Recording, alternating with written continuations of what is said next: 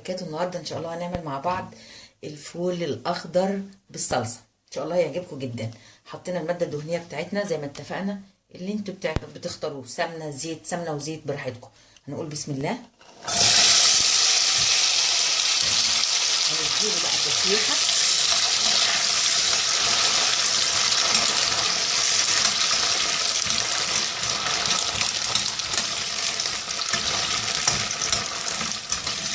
التشويحه دي عشان يفضل لونه اخضر كده ومنور. ومعانا ايه بقى؟ معانا بصلايه مفرومه. بعد ما نديله التشويحه كده هنضيفها عليه.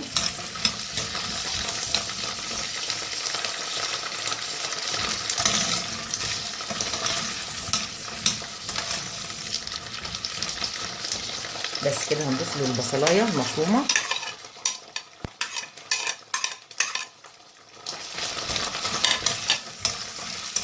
نشوحها كده كويس.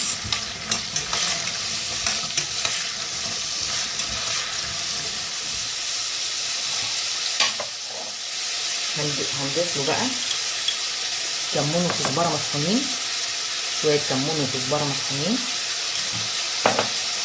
شويه فلفل اسود مش كتير، وهنحط له ايه الملح بتاعنا، وهديله تقريبه. هنقلبه كده كويس بسم الله، وهغطيه واسيبه شويه لحد ما البصله بتاعتي تدبل. وبعد كده نضيف له الطماطم بتاعتنا، عصير الطماطم والصلصه بتاعتنا.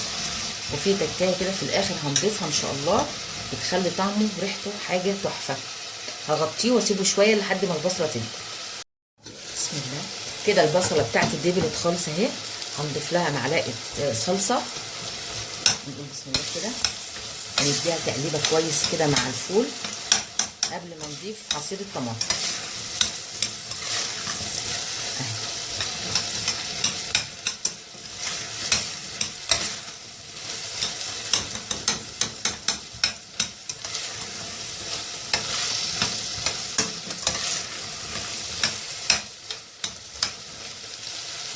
بعد كده هنضيف له عصير الطماطم بتاعنا. هنقول بسم الله،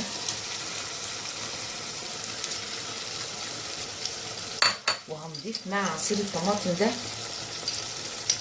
يعني رشه بسيطه جدا من السكر، رشه بسيطه من السكر.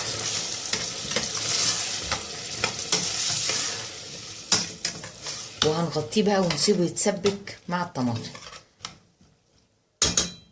بتاعي يتسبك. هنحط له بقى ميه سخنه بسم الله، كوبايه ميه سخنه، وهنظبط الملح بتاعه ونسيبه يكمل التسويه بتاعته. وبعد كده هنقول هنضيف له ايه في الاخر.